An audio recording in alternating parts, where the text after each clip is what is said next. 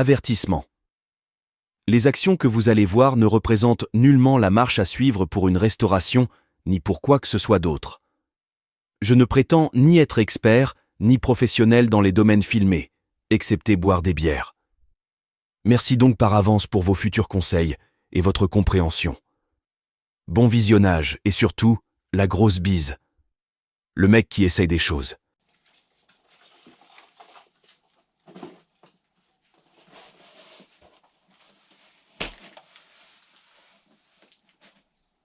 Bonjour. Première partie de la commande pour l'esthétisme de la voiture et son étanchéité. Donc le pare-brise en macrolon. J'ai eu MC Racing ce matin au téléphone. Il m'envoie le haillon et le capot qui sont encore en cours de fabrication d'ici la fin de semaine. Donc là on est mercredi 8 pardon. Après le temps que ça arrive jusqu'à chez moi et puis ça sera déjà une bonne chose de faite. Hier, en temps réel, on s'était arrêté parce qu'il faisait nuit. J'avais déplacé la voiture. J'avais pas fini de rentrer ça parce que c'était trempé, il faut que je nettoie tout. Il y avait quand même pas mal de flotte dans la bagnole. Et donc, voilà. Du coup là, l'objectif, déjà il fait humide dans la bagnole. Là, l'objectif, du coup, c'est de vraiment tout nettoyer, sortir toute la merde, passer un bon coup d'aspi et commencer à traiter au rustol. Voilà. Donc là,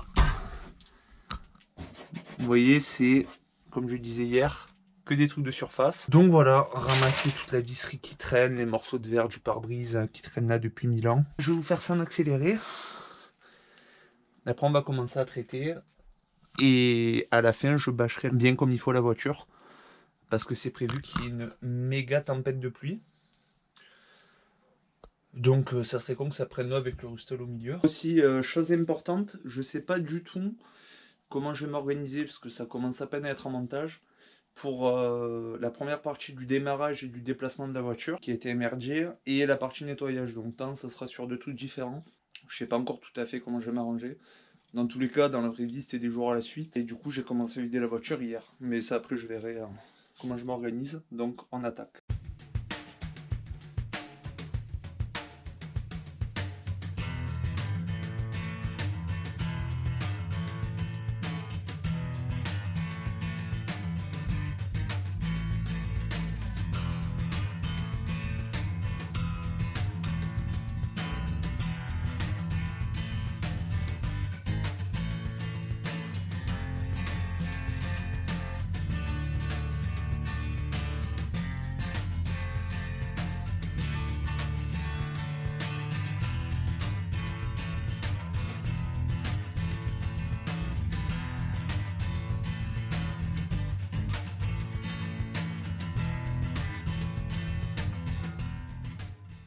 Fin du premier nettoyage, aspirateur et brosse. Le problème c'est que j'ai pas voulu attaquer ça à la brosse métallique pour éviter de trop rayer le tout.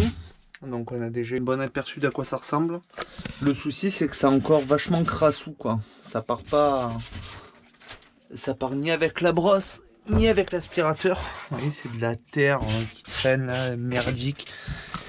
Du coup, je pense que je vais, enfin c'est même sûr, je vais prendre une éponge et un peu d'eau. Et voilà, et je vais frotter. Oh. En soi, c'est pas si inconfortable.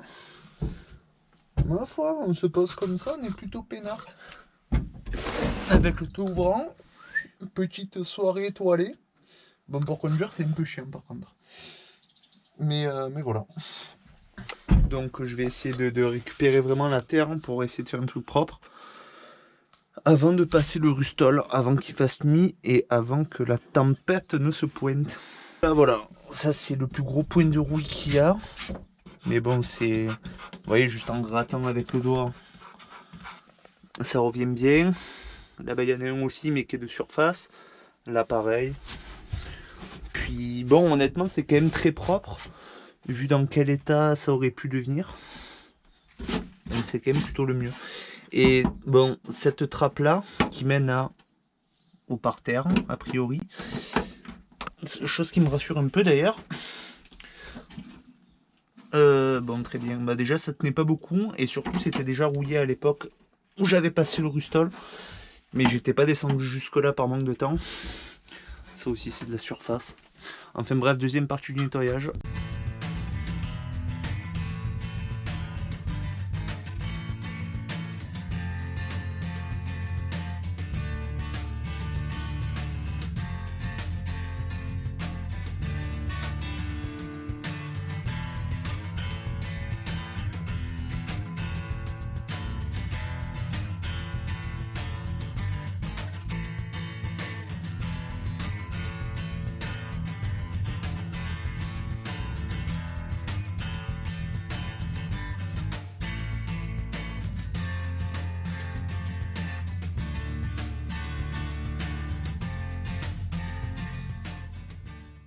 Bon, ça y est.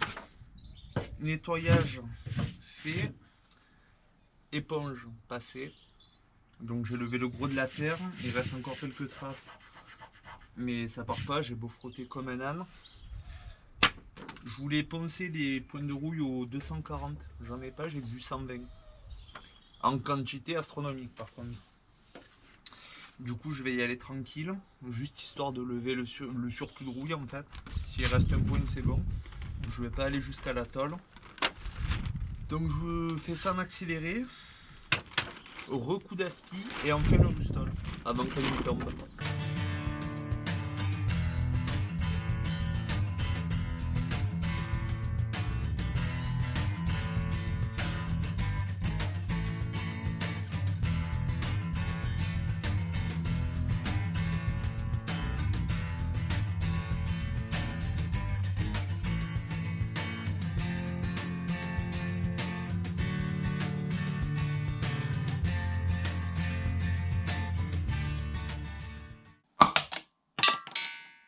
Santé.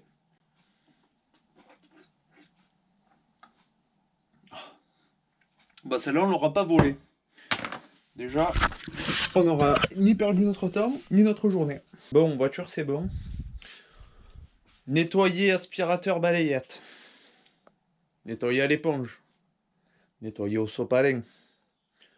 Poncer au grain 120 parce que j'ai plus de 240. Par contre, j'ai une palette de 120. Allez comprendre. Et repassage de coup d'aspi et de balayette. Donc là, bon, c'est une super la voiture. Tu mets la salade, tu la régales. Oh, mais c'est meilleur que les gifles. Et maintenant,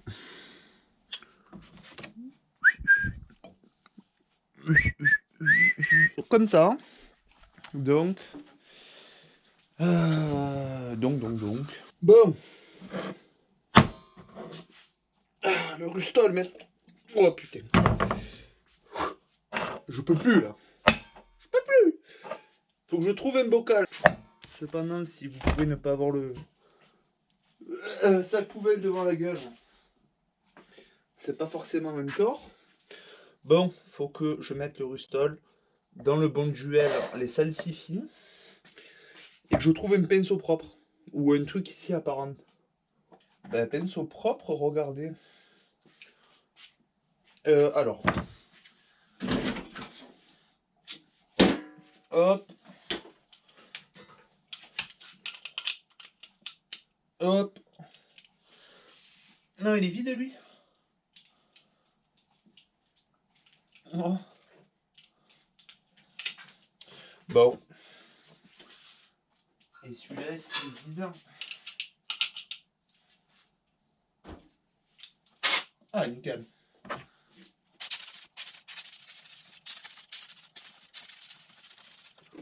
Bon voilà, c'est vraiment histoire de dire.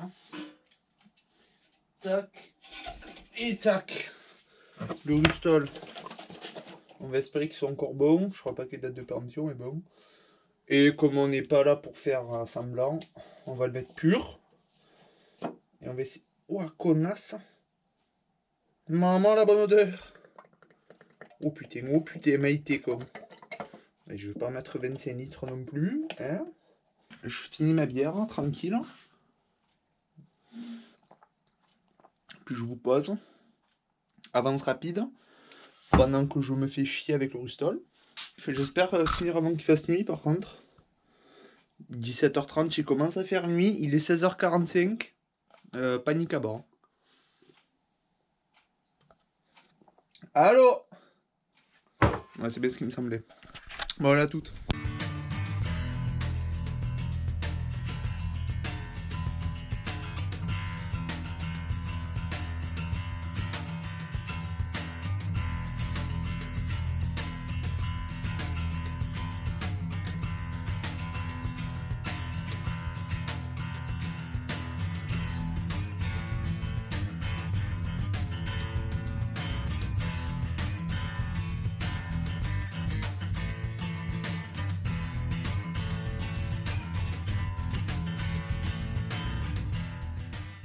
Ça y est, comme vous l'avez vu, Rustol, passé où je vous éclaire un peu.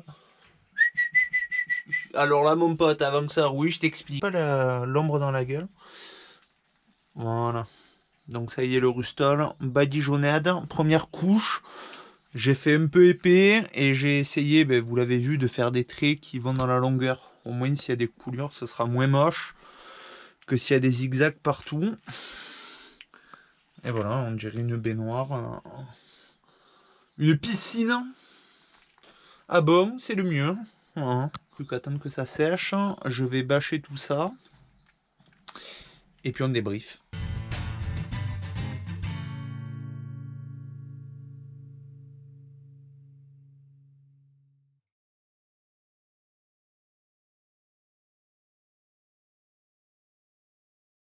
Ça y est, fin de tout. Fin du bâchage, fin du nettoyage. Bon, ça vous avez vu de toute façon, mais là, la voiture est bâchée parce que demain c'est prévu qu'il y ait tempête. Ça doit faire la millième fois que je vous le dis. Ça y est, finito. Comme je vous l'ai dit au départ, je sais pas si ça va être une vidéo entière que pour aujourd'hui, ou si je vais incorporer ce que j'ai commencé à faire hier. Dans tous les cas, vous verrez bien, et je verrai bien aussi, parce que j'en ai aucune idée. Ça va me permettre de faire le montage d'un peu tout, trouver un nom pour la chaîne, enfin tout ça, parce que j'ai quelques brides d'idées, mais aucune qui est arrêtée. Et donc voilà, écoutez, la suite au prochain numéro. C'est-à-dire que là, je repasserai peut-être une autre couche de Rustol une fois que ça aura séché. Mais je suis encore même pas sûr. Ça dépend là vraiment de ce que ça va donner, s'il pleut ou pas, s'il y a des retouches à faire ou pas. Et voilà, et la suite, c'est quand tu auras le collègue à celui-là, donc le haillon et le capot.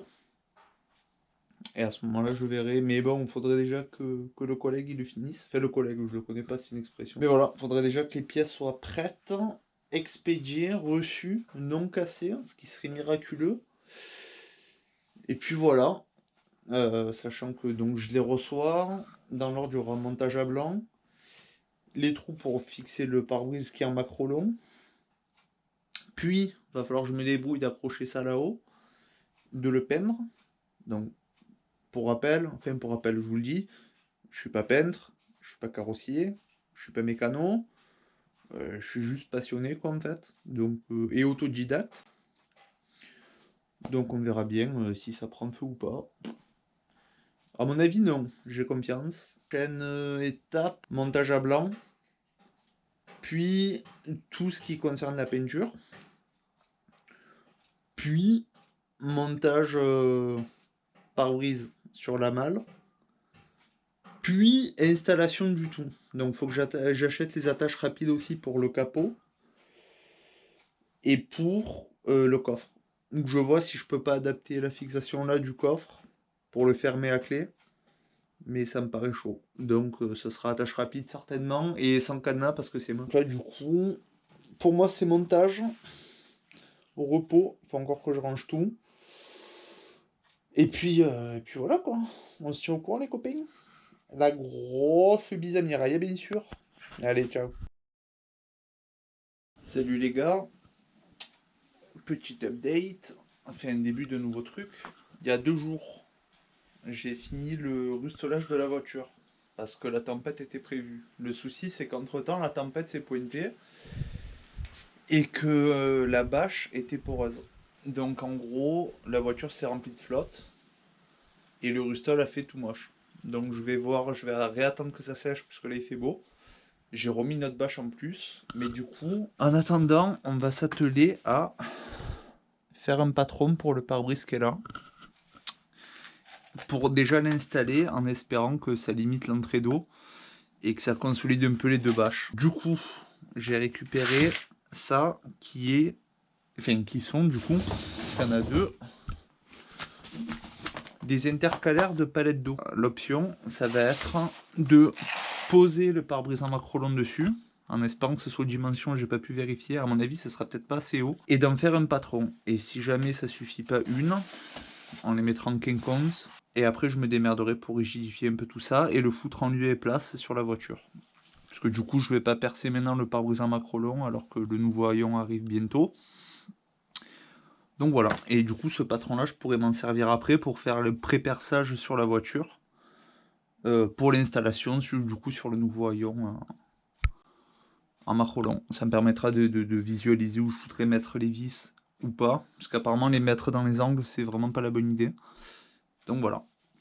Bon, on va déballer le bestiau, l'instant de vérité. Oh, impeccable. Alors le souci c'est que il va manquer 2 doigts. Et de l'autre côté je suis à ras du coup. Bon, du coup je l'ai posé du côté protection pour éviter de le rayer. Ah, quoique, attendez, c'est pas les deux mêmes intercalaires que j'ai chauffé. Celle du dessous est plus grande donc j'arrive. Ouais, alors sur celle-là ça passe au poil de cul. Donc c'est plutôt le mieux. Voire même c'est le mieux tout court. Donc ça c'est déjà un très bon truc. Putain, impeccable, j'ai vraiment de la chance. Impeccable. Pour le patron, j'avais hésité avec un marqueur. Le souci, c'est que j'ai peur de déborder comme un enfant. Et du coup, d'abîmer le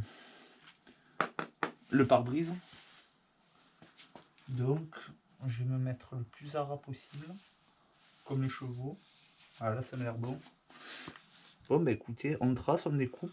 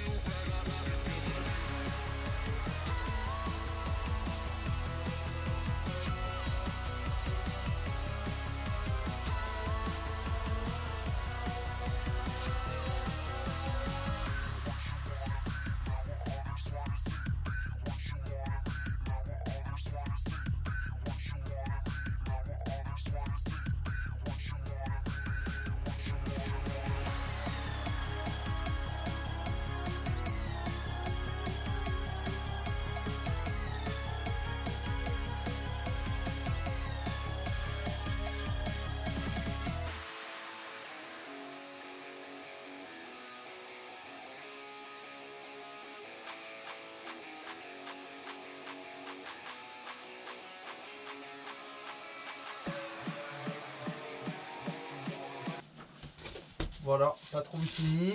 Bon, avec l'épaisseur du carton et la lame de cutter de merde, c'était chaud de couper ça bien. Mais, ça fait pile la bonne taille et il n'y a pas de retouche à faire. Donc c'est quand même plutôt le mieux. Je débâche la voiture et je vous montre ça.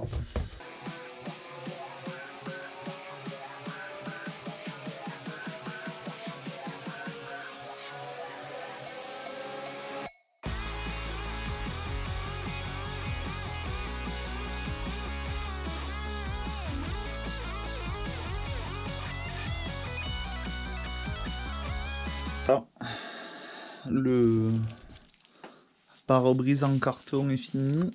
Je viens d'y mettre un préservatif sur mesure. La capote. La capote pour une capote, c'est quand même le comble. Mais c'est aux normes, hein, donc c'est le plus important. Promis, monsieur l'agent, c'est d'origine. Bon, de toute façon, je rigole, on va pas rouler avec en l'état. Mais voilà, je vais aller présenter ça et essayer de faire tenir sur la voiture, puis rebâcher parce que ça se recouvre et qu'il risque de repleuvoir très vite.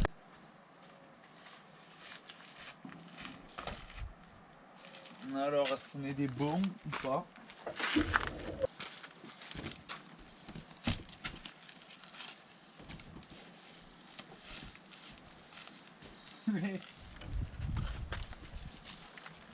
Ouais, on est des bons, mais moi j'ai un peu peur d'un truc, c'est que là...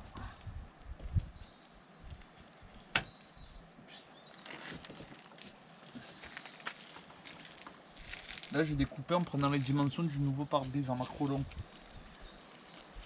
Problème, c'est que pour le rentrer, il faut forcer. Donc là ça va que c'est du carton, ça se plie. Mais le macro long ça va pas être le cas. Alors il y a deux options.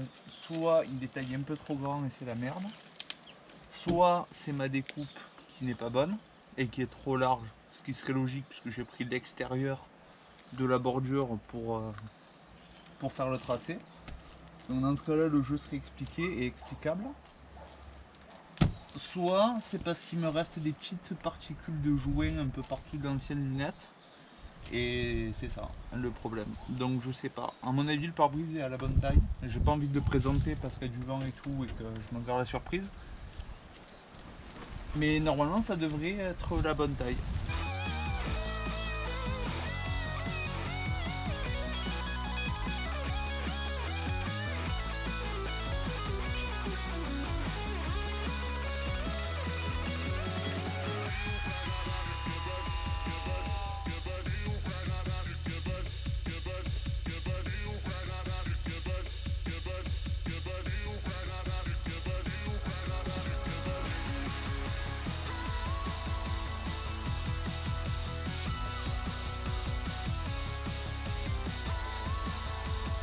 De la réparation provisoire. C'était vraiment histoire de consolider un peu, et ça m'a l'air d'être assez efficace. Consolider un peu tout ça, puisque la première bâche est poreuse et la deuxième par endroit aussi. Donc voilà, c'est pour éviter qu'il y ait trop d'eau qui rentre. Je pense pas que ça fasse une vidéo entière, mais ça fera sûrement un bonus à la fin de la deuxième que j'ai fini de monter. Tu veux dire bonjour le chat? Tu veux dire bonjour le chat? Bah alors. Donc voilà, dès qu'il fait assez beau, je verrai l'état du rustol dès qu'il aura séché. Et au pire, il faudra que je ponce et que je repasse un coup. Mais c'est pas forcément le plus chiant. Par contre, j'attends ces putains de pièces comme le Messi. Une fois que la partie esthétique est finie, on attaque la partie mécanique. Et là, ça va pas être la même limonade. Tu veux dire un mot de fin, le chat? Le chat. Donc voilà, la bise.